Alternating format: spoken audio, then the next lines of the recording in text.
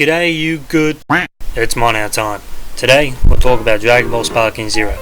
Really quick before we get too far into this, I just want to apologise for the quality of my microphone. I only have a simple headset, so if it sounds like I'm talking out of an Xbox Live party chat, I do apologise for that. With that out of the way though, let's get into this.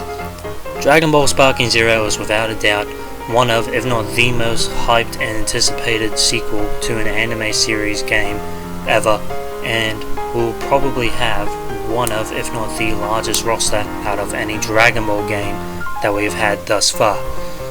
From the trailers alone, we can already expect to see most of the cast from the original Budokai games to be returning, as well as characters from Dragon Ball Super, and most of them from the Tournament of Power. I mean, they have Kukushna in there, for Christ's sake. I only barely remember that she exists and that she's in there, so to have her in there, that's just a flex.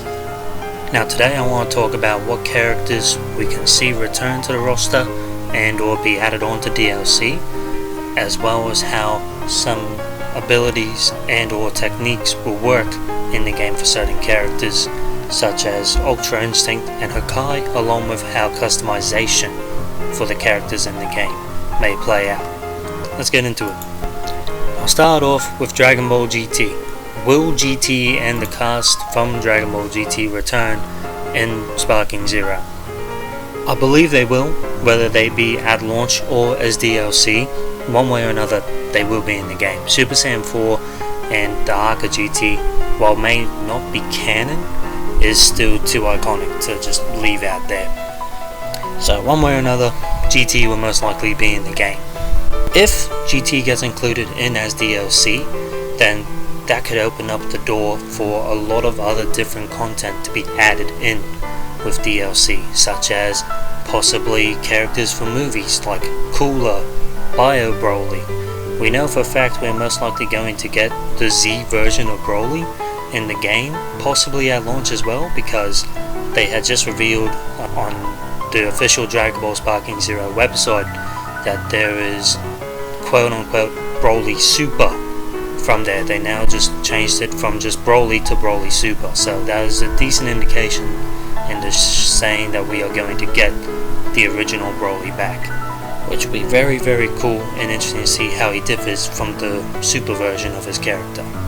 But since he's a movie one, you could also expect to see ones returning like Cooler, Slug, maybe even Garlic Jr. We may even get full Super Saiyan finally as a form, which I'm definitely hoping for. I absolutely love that form. But also, it could open up the door for characters from the manga to be added in, such as Moro, his gang of pirates, Mirrors, all of them. It could be very interesting to see. Speaking of manga characters, there's one question that I think a lot of us in the community have, especially if you've been following the manga, revolving around Vegeta and Frieza. For those of you who don't know, in the manga, Vegeta and Frieza both have new forms. Vegeta having Ultra Ego, which is his version of God of Destruction form, and Frieza being Black Frieza. He's finally earned the right to say monkey. No one's going to check him. He one-shotted Goku and Vegeta in their strongest forms. No one's checking this bloke. Hello, monkeys! So the question is, will they be added into the game? I don't know. I honestly don't know. They possibly may, and they may just be added on as extra forms for the characters already in the game. But if they add in the forms as exclusive manga character forms, then will they add in manga versions of the characters in the game as well? Such as, will we have a manga Goku that can turn into perfected Super Saiyan Blue instead of Super Saiyan Blue Kaioken? And also, will we have a manga Goku that has Ultra Instinct as an ability for his other transformations instead of just the Ultra Instinct transformation? Because in the manga, he used Ultra Instinct both as a form and as a technique in his other forms, in Super Saiyan God and Super Saiyan Blue. Which brings me along to my next point in discussion. Ultra Instinct and Hakai. Two very powerful techniques that we've seen displayed with utter dominance in the anime and also the manga. How will they make something that instantly erases anything from existence and can dodge anything you throw at it.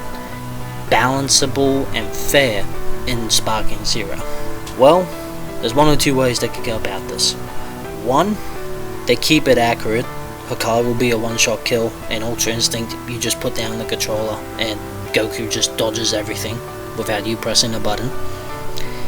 I don't think they do this though, because one, it's not gonna be fair, and two, no one's gonna enjoy having someone dodge everything you have thrown at them, and then just someone walk up to you and just Hakai.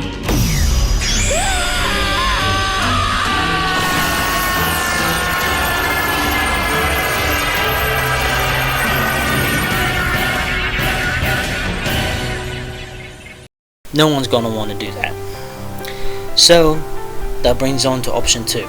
You don't make Hakai a one-shot kill, but you do make it one of, if not the most powerful move in the game. So that is reasonably fair if you ask me. And as for Ultra Instinct, you have Goku still transform into it, but you treat UI as an evasive technique like you did after Image Strike in Budokai Tenkaichi 3.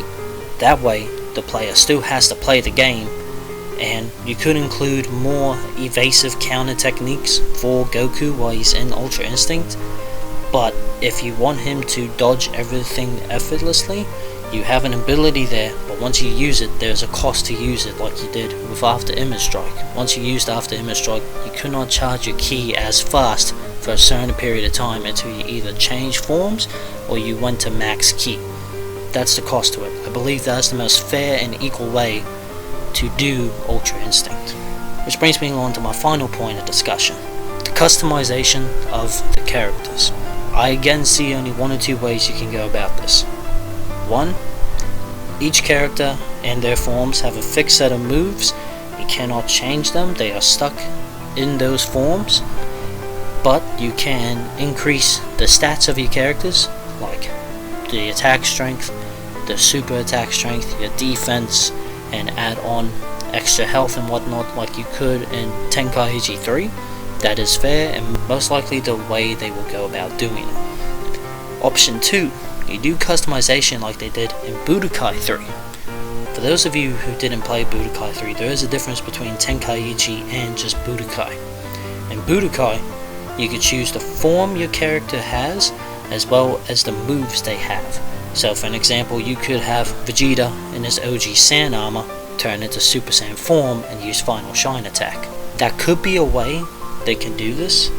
I highly doubt it, but if they do, this could open up the door for characters like Goku being able to use an Ultra Instinct evasive technique while in his Super Saiyan God form, Super Saiyan Blue, or even characters like Master Roshi who displayed a simmered down version of Ultra Instinct in the manga, and could also lead to a lot of funny moments. I mean, could you imagine Vegeta in Super Saiyan Blue Evolved fighting Yamcha, and Yamcha just dodges everything with Ultra Instinct? Just I can already see all the funny moments happening. Krillin is officially now the strongest human, and then Yamcha just shows up. But that's gonna just about do for today's video. I have a lot more I want to talk about with this game. I'm absolutely hyped for this game. I played Budokai Tenkaichi 3 and 2, as well as the regular Budokai games when I was knee-high to Grasshopper. I love Dragon Ball. It is one of my favorite series, and probably my favorite anime series of all time. So I'm definitely keen for this game. Do expect for me to play this game when it comes out on the channel. Now, I do want to keep talking about this. There's a lot more I want to go in detail for, such as what modes they will have in the game and how they may play out, as well as how I would like to see them play out. So, if you're interested in that, I'll make a deal with you. Get this video to 11 likes, and I will post the Dragon Ball video, as well as another video, not next week, but the following week. I will do my best for next week, but no promises, because I've got a fair bit going on in my personal life. Before I come to a close, I just want to say thank you all for 180 subs.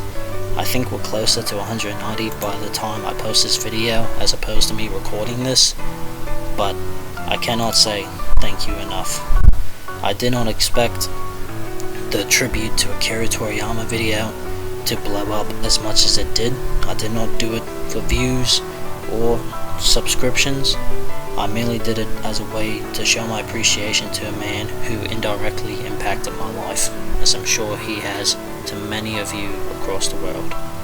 But regardless of why I posted the video, I thank you for showing your love and appreciation for the video and also to the channel.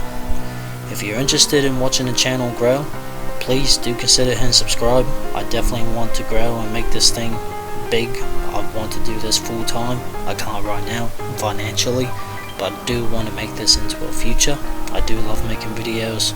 I love playing games, so I hope to keep doing this. Do consider sharing the video with some of your friends. That way it does help the YouTube algorithm push my content. And also leave a comment down below what you would like to see out of Dragon Ball Sparking Zero, or if you will, what would you like to discuss about it. I'm more than happy to make this an open discussion. But that's going to about do it for today. Hope you all going well. Until next time, stay safe.